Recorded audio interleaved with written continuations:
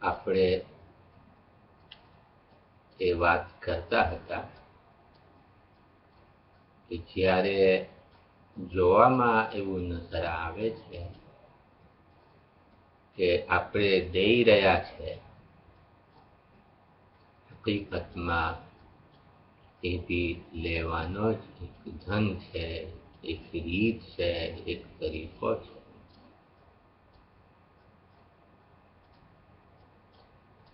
માનો કે આપણા પાસે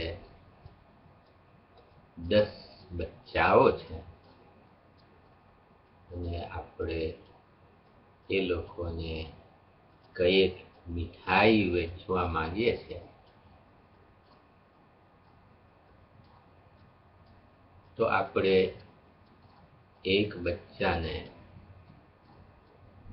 10 મીઠાઈઓ આપી, બીજાને 5 આપી, ત્રીજાને 3 આપી અને એકને 4, ચોથાને 1 આપી. બાકીઓને આપણે કઈ નથી આપ્યું, કારણ કે આપણે પરીક્ષા લેવું છે ને પરીક્ષાનું કારણ એ છે કે આપણે ઇનામ આપવું છે, આપણે વધુ આપવું છે. હવે જેને 10 આપી છે તેને અગર આપણે કહીએ કે બેટા બેટી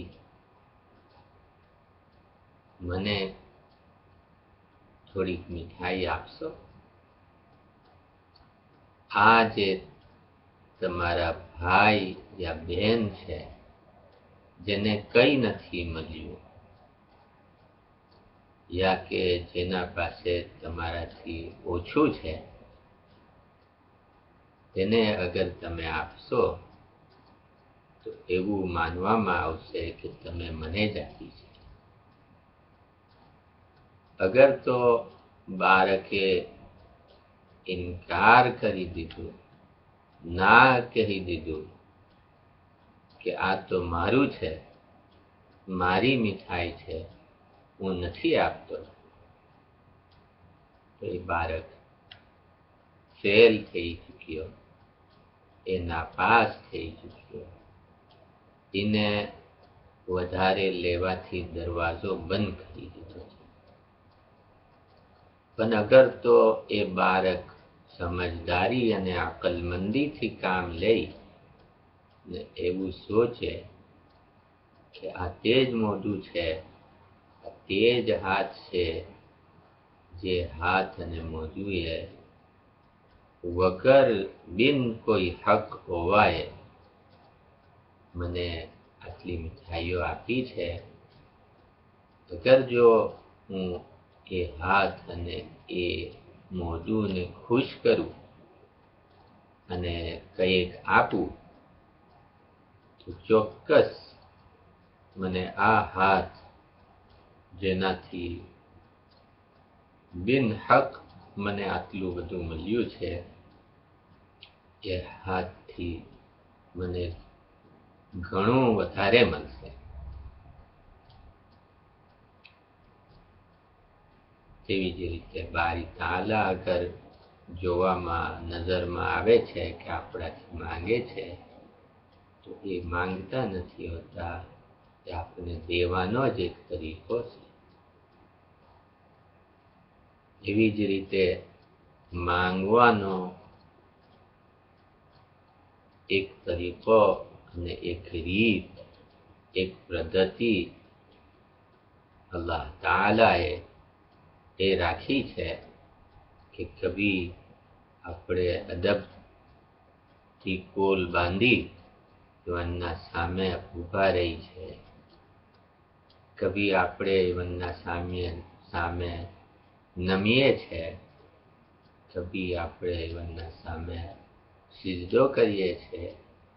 એ બધી માંગવાની જ અલગ અલગ જુદી જુદી પદ્ધતિ છે, જુદા જુદા તરીકા છે, જુદી જુદી રીત અને ઢંગ છે.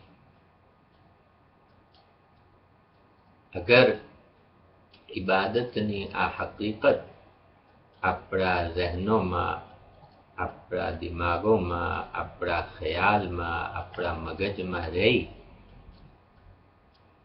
તો કોઈ કારણ નહીં મળે કે ઇબાદત યાની એટલે કે પુકારવાના પછી, માંગવાના પછી આપણા અંદર કોઈ ઘમંડ બાકી નહીં. શૈતાન, ઇબલીસ એ જ ગલત ખ્યાલમાં હતો કે એ પૂજા કરીને માલિક તબારક વ તઆલાને કંઈ આપી રહેલો હતો. એટલા વાસ્તે એણે વર્ષોની ઇબાદત પૂજાના પછી કહ્યું કે હું એનાથી સારો છું. અસલમાં, હકીકતમાં ખરી રીતે જોવા જાય તો એ માલિકને કહી રહેલો હતો કે માલિક, હું તમારા કરતા સારો છું.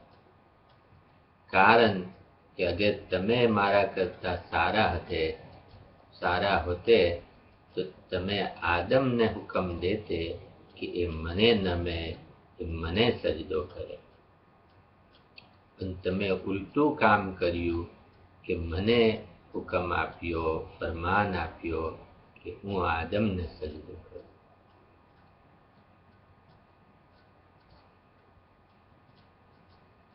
અગર આપણે પૂજાને એના હકીકી માનામાં, એના અસલ માયનામાં કરીએ તો આપણા અંદર નમવાનું, પોતાને એબદાર સમજવાનું પેદા થશે.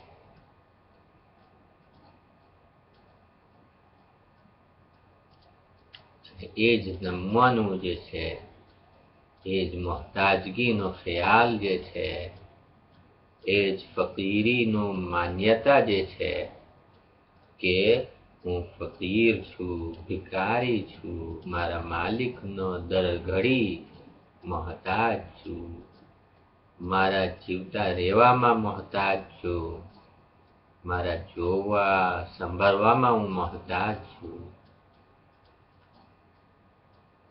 તો એ નમન સાઈ એ ચાવી છે બારી તાલાથી, માલિક તબારક વ તઆલાથી લેવાની એ ચાવી છે.